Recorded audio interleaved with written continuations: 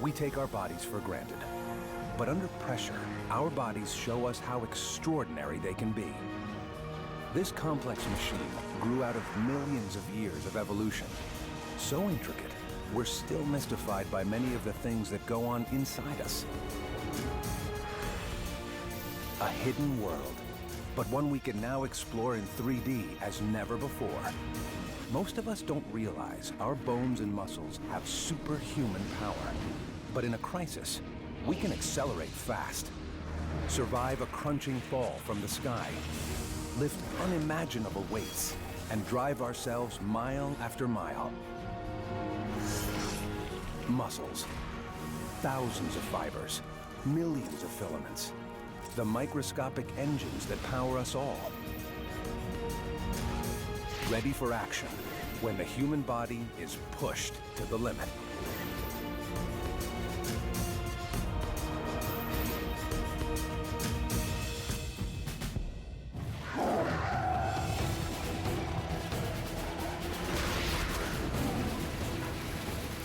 A tornado rips across the Missouri plains. Winds over 150 miles per hour shred everything in the twister's path.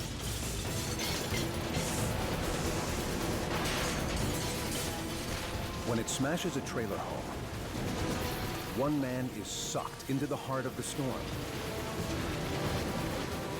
Spun and shaken horrifically, his limp body drops out of the sky, a quarter of a mile away.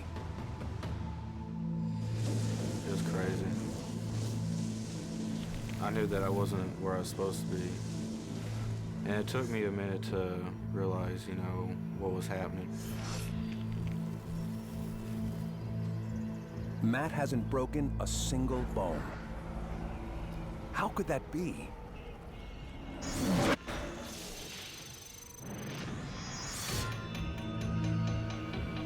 Scientists estimate Matt hit the ground traveling at least 30 miles an hour.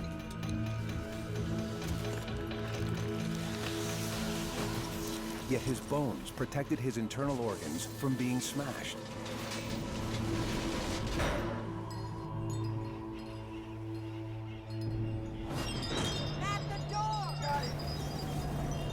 Our skeleton is made up of 206 bones. From the largest in our legs and arms to the tiny bones in our toes and fingers. They give us the tough, flexible frame that lets us push and pull on our world. Bone is incredibly strong.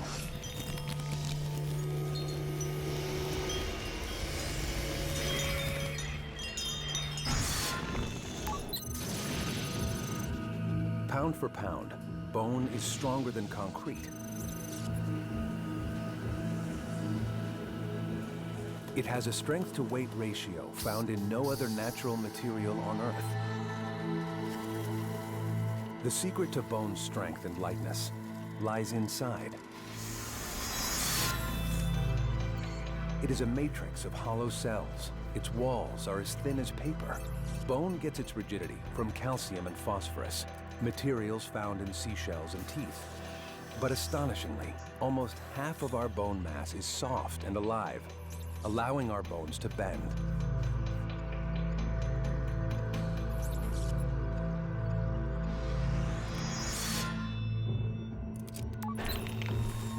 Every 7 years, a healthy human body completely replaces every single bone cell. This renewal keeps our bones incredibly strong and uniquely adaptable. The beauty of bone is that it can change in terms of its patterns depending upon the stress that it sees in that particular area. And there are geometric designs in the bone that prevent the bone from breaking with torsion, with compression, with different types of loads. You are your bones, and they are as unique as your fingerprint, always adjusting to suit your needs. A runner grows stronger leg bones than a swimmer, and a tennis player has bigger bones in their racket arm. Bone is like no other material in the world. strong enough to be pushed to unbelievable limits. I didn't see anything. It was so black. And I thought, oh God, this is it, you know? It was really scary.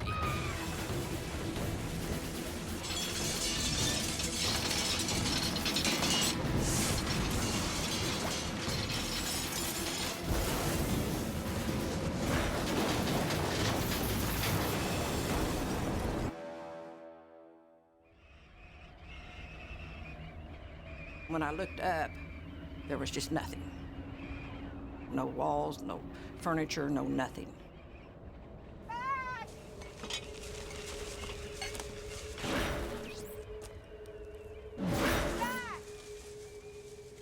just went back to the end of the trailer where he was.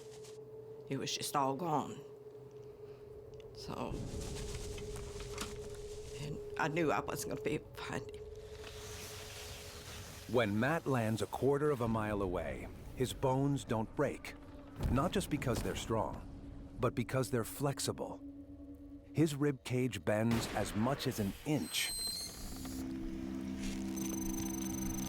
A thigh bone can withstand almost a ton of stress before snapping. One final twist saves Matt's life. Something that allows his bones to use their natural strength to the maximum.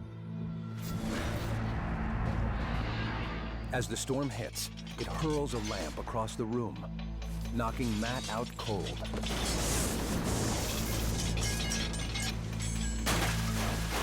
Matt's body goes completely limp. All his muscles are totally relaxed.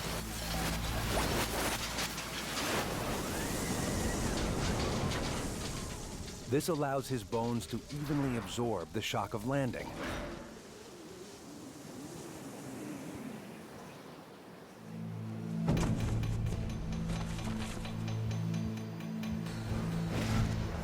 They said that if I was conscious, then it would have probably hurt me, you know, more than what it did. They said I was so relaxed, that's why I didn't get hurt as bad.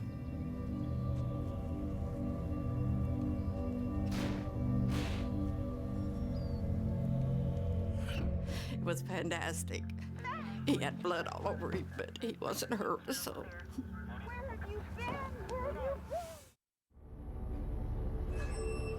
We each have incredible strength inside, far more than we know. A normal person can move as much as this guy, but only in a crisis.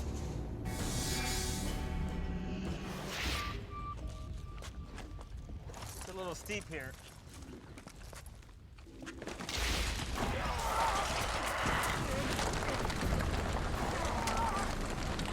Pinned beneath a 1,200-pound rock, sliding toward a cliff and certain death, a climber finds power in his muscles far beyond normal limits.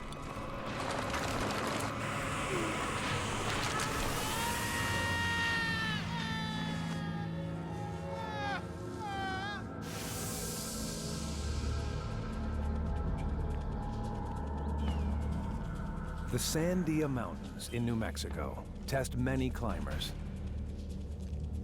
Their granite faces are notoriously unstable. It's a little steep here.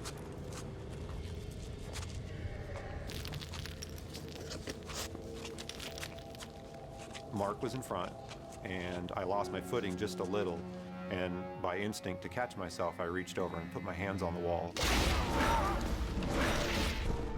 And that's when all hell broke loose. The wall essentially came off in my hands. This thing was huge.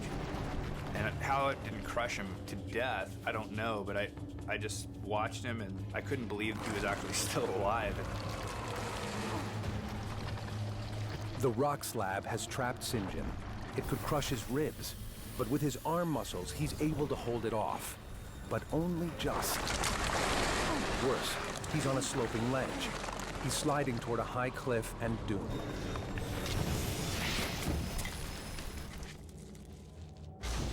He's stunned and in shock. but his body has gone into overdrive. St. John's survival depends on what's locked in the muscles of his arms, chest, and shoulders.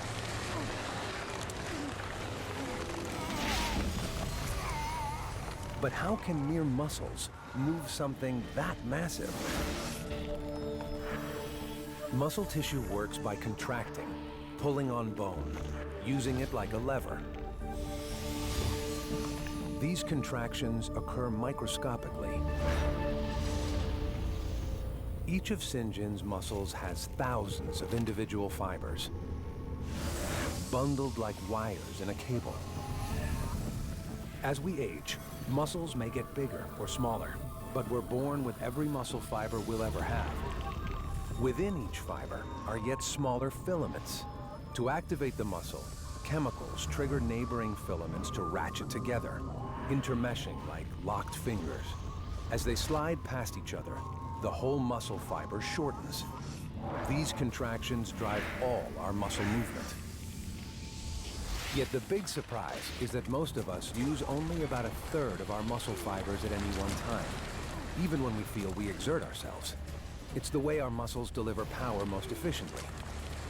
But if St. John's going to stay alive, he has to do something different and move a rock weighing more than half a ton. He's unleashed all the power in his muscles. St. John heaved a boulder weighing 1,200 pounds, 1.5 times the world bench press record. Under normal circumstances, there's no way I would have been able to lift that rock, even a little bit, let alone lift it all the way off of my body. St. John, don't move! Don't move! Don't move, you're injured. St. John could do the impossible because his brain activated all the fibers in his muscles at the same time. The resulting power was so great, he risked ripping muscle from bone.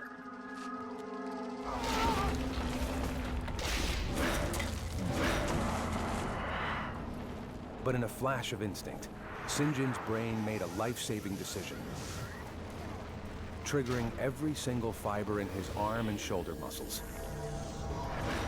Together, they fired in one violent push.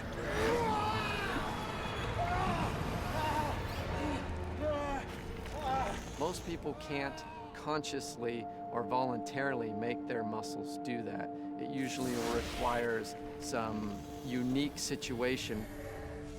An emergency is a perfect example of a situation where you need a great amount of force. Your body synchronizes instantaneously and you get this huge burst. I'm gonna call for some help, okay? That power carries a cost. In saving his own life, St. John severely hurt his arm muscles. With the level of pain that I was realizing that I was in, there was blood everywhere. You know, things were ugly. Hey, you're not going anywhere, all right? But he survived.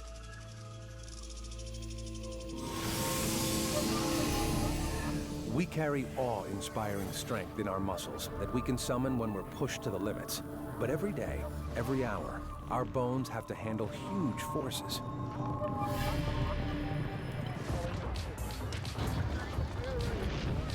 They take a hammering from normal life. To survive, the human skeleton has evolved a material so strong that no technology can match it.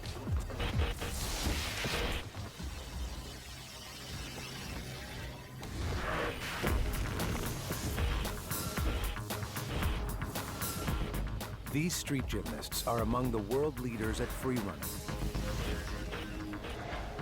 a sport that tests the body's flexibility to its limits. And it's only possible because our legs have high-performance shock absorbers. Running puts a strain on our legs 3 times our body weight. A jump can put the skeleton under stress equal to 10 times body weight. But the body has ways to handle such forces. On landing, leg muscles absorb energy. like giant elastic bands, so we don't simply collapse. The real key to withstanding shock is human engineering that modern technology can't match. Our knees. The knee bones are connected by ligaments, lengths of fibrous tissue that crisscross. As the joint flexes, they stretch. But ligaments are twice as tough as nylon rope, with a combined breaking strain of nearly a ton. At the joint's core, between the two bones, is a remarkable material. Cartilage. A mere fraction of an inch thick, it absorbs the impact's full force. Cartilage shapes the nose and ears and is made of collagen. But in our joints, cartilage has remarkable properties. A weave of collagen fibers is surrounded by 80% water. On impact, it acts like a water-filled cushion. Knee cartilage is so strong, it can bear 7 tons before it gives way. What's more, on the pad's surface, collagen fibers are uniquely arranged to make it almost frictionless. The knee bones roll over one another like well-oiled bearings.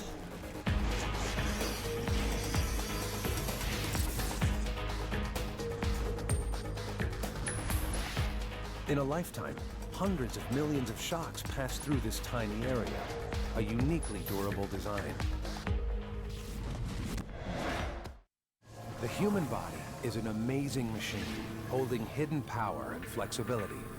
But what happens when we push bone and muscle beyond normal limits?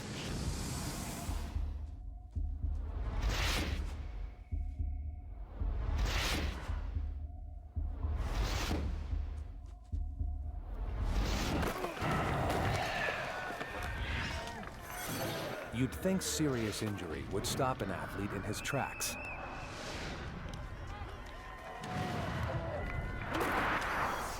In fact, our bodies have strength to override normal reactions, so we can ignore damage and keep going.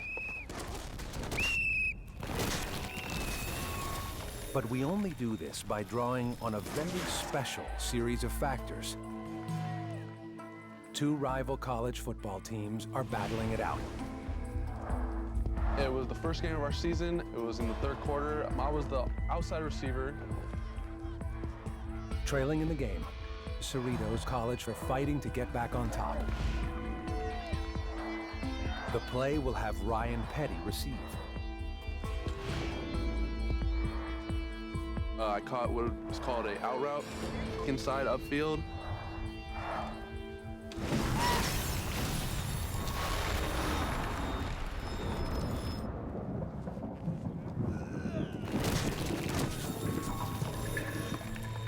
I thought I had gotten shot in the arm and it had gotten blown off. That's what I thought I had done to myself. I thought it was something very serious. Some of the most pain I've ever had in my life.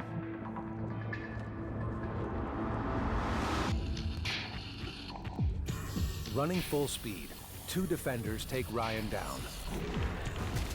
It's as if a truck hit him, going 20 miles an hour. The impact pulls Ryan's ligaments like rubber bands, causing his right shoulder to separate from his collarbone. Immediately, thousands of pain sensors in the ligaments and muscles fire signals to his brain, telling him of the injury. At this point, most of us would collapse in agony, but Ryan has no intention of quitting and shuts out the waves of pain from his shoulder. I played for the rest of the game, which would be about a quarter and a half. It was bad, not anything as bad as what I experienced the next couple days through pain because the adrenaline I had pumping, but it was still pretty bad. Ryan was running on more than adrenaline. Deep in his head, training helped rewire his brain.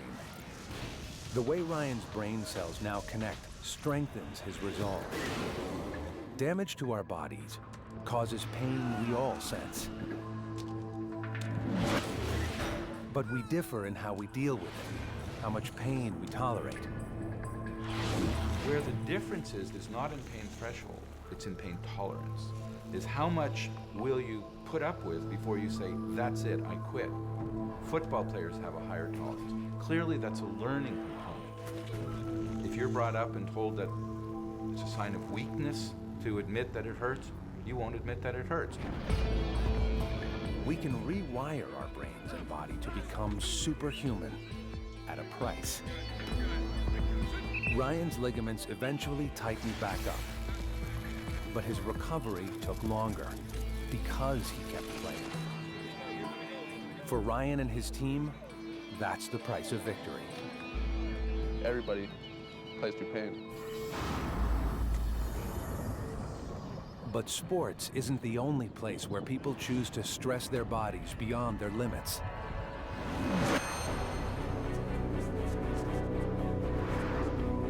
One of the most beautiful of the performing arts is also one of the most painful.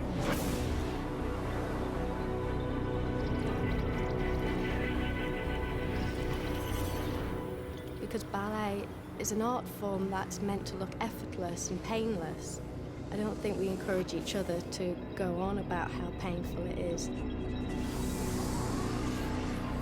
Dancing on the tips of the toes is graceful, but it compresses dancers' joints beyond normal limits. Amazingly, the pressure on the toe bones amounts to 3 elephants stacked on top of each other, balancing on one leg. Pain sensors in the toe joints trigger signals that fire along nerves in the leg and spinal cord. In seconds, pain messages flood the brain. Most of us would probably faint. Studies suggest women feel pain sooner than men, yet have a higher tolerance for it. You have to keep mentally strong. I don't think you could be in this job and do what you do. You couldn't do self-inflicted pain, which is what ballet is, and be too delicate. Professional ballet dancers raise their pain tolerance with repeated training and performances. Everybody's got some kind of small niggle or injury, and the show would never go on if all we ever did was complain. Whether ballet's elegance or football's violence, the mind can stand tremendous levels of pain. Besides unlocking our body's resilience, the mind can also unleash superhuman speed. We instinctively call on that power when the brain spots a hazard too deadly to confront. Rather than face it, we push our bodies to the limit to escape.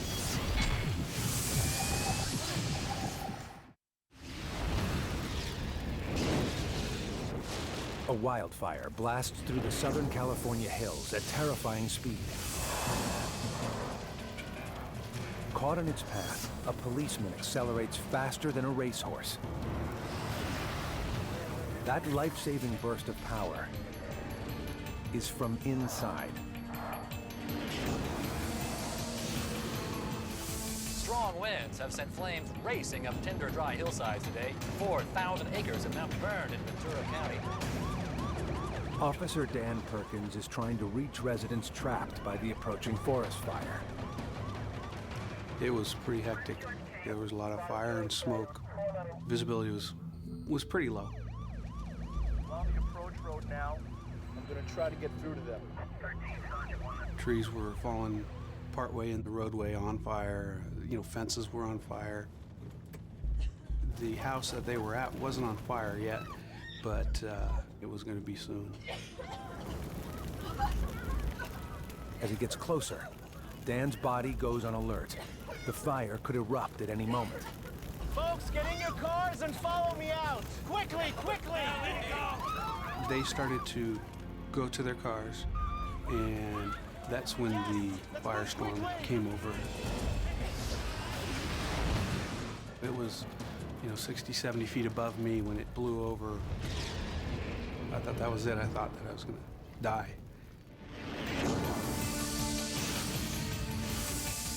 An exploding fireball can outpace an Olympic sprinter and normally would engulf Officer Perkins. But his heightened state of alert triggers a powerful biochemical reaction. adrenaline sends his body into overdrive, cutting loose strength he didn't know he had. Adrenaline is a very neat hormone. You focus. It heightens all senses from your hearing, your smell, your thought processes so that you can be very focused to get out of a dangerous situation. As Dan senses danger, the disaster center in his brain jumpstarts his body, and he runs for his life.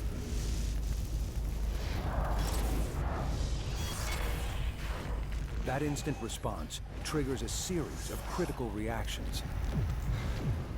Just above Dan's kidneys, glands inject the hormone adrenaline into his bloodstream. The adrenaline boosts his heart rate. Blood now races to his muscles quickly. Adrenaline signals his liver to flood the body with glucose, blood sugar for fuel.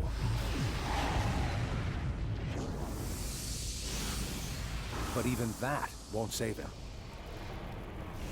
What really kickstarts Dan's sprint for safety is instant energy.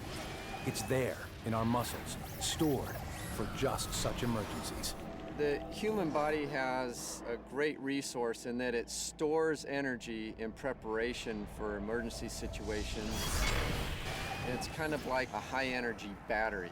It just stores this energy, and so when you need to, you have this quick burst, and you utilize that energy. It's called ATP. ATP, adenosine triphosphate, is the energy molecule that keeps us alive. ATP fuels our muscles. It can be made by burning glucose or fat.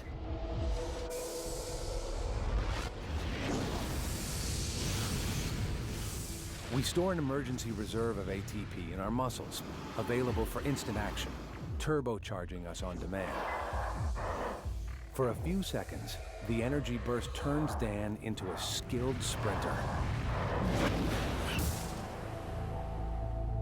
The 100-meter sprint, the ultimate test of human speed.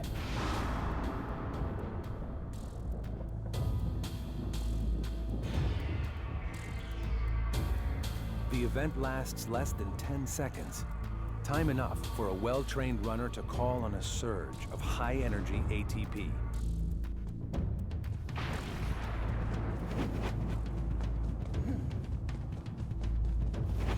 For 4 precious seconds, his body accelerates at the maximum, consuming its emergency ATP supply. Now, peak performance is done. For the last 40 meters, the runner is actually slowing down. Then, with the race over, the body can stop. Dan's ATP battery needs to get him out of danger and to his car, 60 meters away. I didn't even think about what I was going to do, where I was going to go. I just turned and ran. I don't think I've run faster in my life.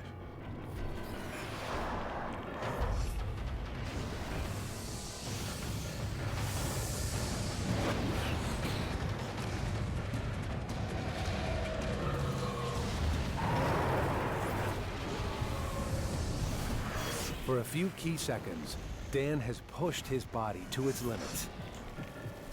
Just long enough to keep him alive. Once I backed out, that's when I realized what just happened. I just shocked, and then I realized I had to go back in. With the firestorm past, Dan returns to rescue the 8 survivors who had huddled in a swimming pool. By saving his own life, Dan Perkins was able to rescue 8 others. He was later decorated for valor.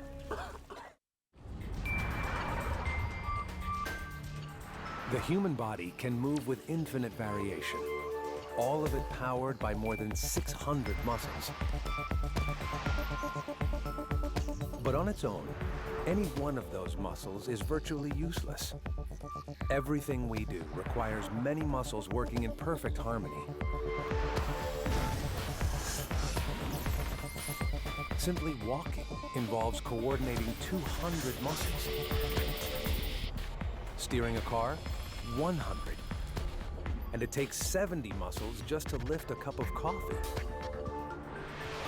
It's really a very simple mechanism in that we send nervous impulses through the nervous system to the muscles, and if it's all worked together very tightly in a very organized, synchronized pattern, we can perform these skills. Not all muscles have the same number of controlling nerves. The body's biggest muscles, in our legs, take orders from 500 nerves. These muscles have the most pulling power. Yet the real magic is not how we control big muscles, but the small ones. 4,000 nerves control the muscles in our body's most complex and useful instruments, the hands.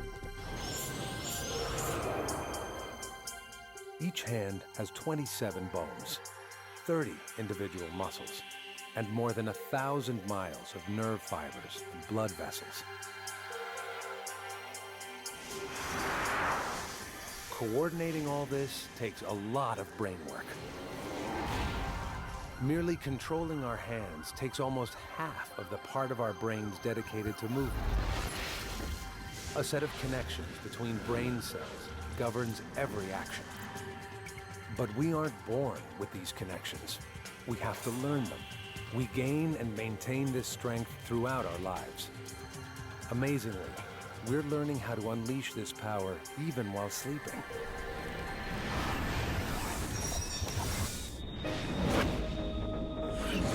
Each time a soccer player kicks a ball, his brain records and stores his muscle strength and timing, making each successive attempt easier. Soon, without thinking, signals fly down to the muscles at more than 4,000 inches per second. And the move becomes automatic.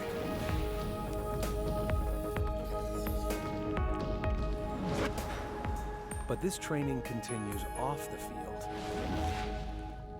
and overnight. Coach always tells us to go to rest, go to sleep early and everything. Because if we don't sleep, it'll affect us in our game. We won't want to play or anything like that. Sleep brings Marco more than just rest.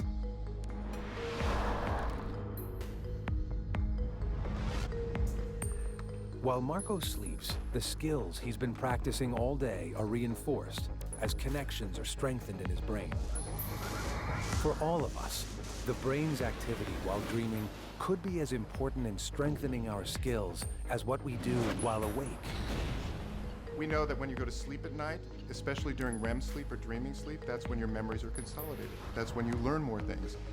So if you're a soccer player or whatever it is you do athletically, those things will be what you dream about. And the more time you spend on those mentally and sending signals to your body, the better you're going to do basically learning those even as you sleep. On average, we each spend 6 years of our lives dreaming. And while we dream, we're consolidating control of our muscles.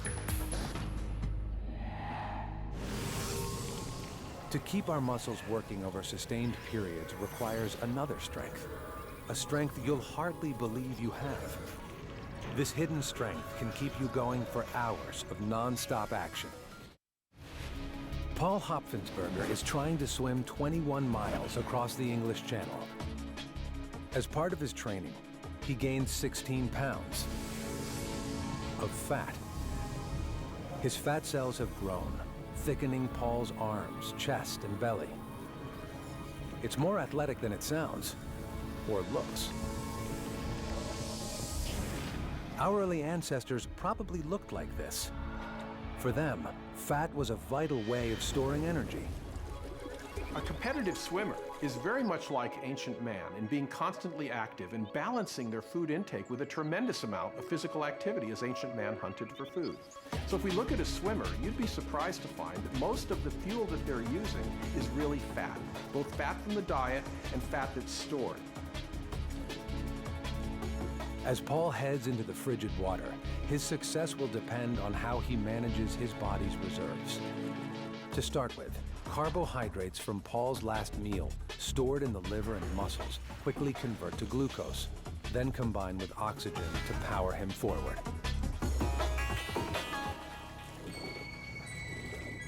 Paul's muscles are now burning 3,000 calories an hour, the same number of calories in 3 large hamburgers. But after 3 miles, the easy access glucose is running out. Paul's facing a fuel crisis. It's a critical point many athletes know as the wall.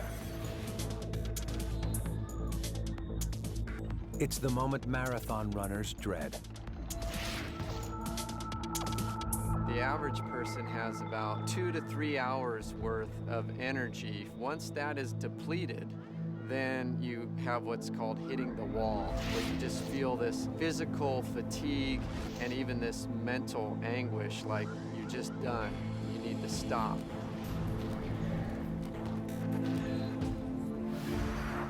The brain detects low blood sugar levels, making you feel so bad you want to quit. But to keep going, your brain has to trigger a new fuel source. To get it, the body does something astonishing. It begins to cannibalize itself, feeding off its own fat. For most of us, fat cells aren't created or destroyed. They just shrink or swell according to how much fat we're carrying. When glucose runs low, we tap fat cells for reserve energy. But fat takes longer to process than carbohydrates. That supply gap often stops runners cold. The best runners endure the process so often they're used to managing the fuel supply changeover. That lets them make it past the wall, to the finish. But triumph for these guys is only a quarter of the time Paul needs to meet his challenge.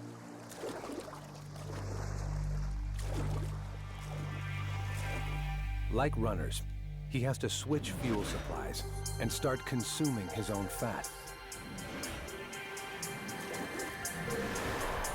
Paul's extra layers add 60,000 calories to his fuel tank. That's 10 times the energy of the glucose his liver and muscles used when he dived in. But converting fat to fuel demands extra oxygen, straining his lungs.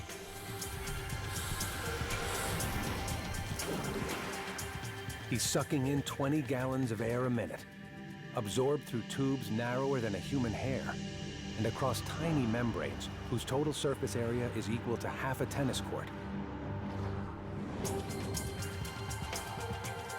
This burst powers Paul through 12 miles during the first 6 hours, but that's only halfway across the channel. To succeed, he'll need to keep pumping fuel to his muscles almost until nightfall. The fact is, all our bodies are engineered like Paul's. It's just that he's tuned his up through practice. Paul's training focused on improving his heart's performance. The average person has a 5-liter cardiac output. Well, someone who's trained would put out about 35 liters of blood out of the heart, which that much more blood delivers that much more oxygen. You can make that much more energy and continue without fatigue. Each minute, Paul's heart pumps 7 times more blood than our hearts do. And he's been doing that for 12 hours. It's propelled him 18 miles across the channel, with the French coast now just 3 miles away. His swim has cost Paul over 14 pounds of body fat. In a day, he's used more calories than most of us use in a week. Yet we're all designed to store and expend huge amounts of energy at this rate. Despite fatigue, Paul keeps his heart and muscles going for the final push.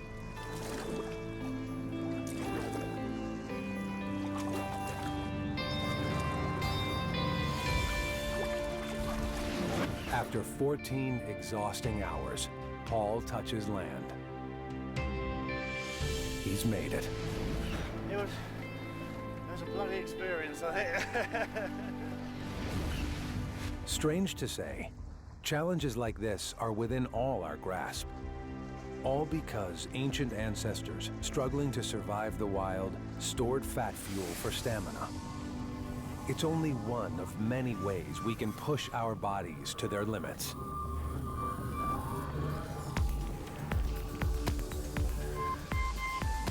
Locked inside us, a network of muscle and bone give us unparalleled flexibility, exquisite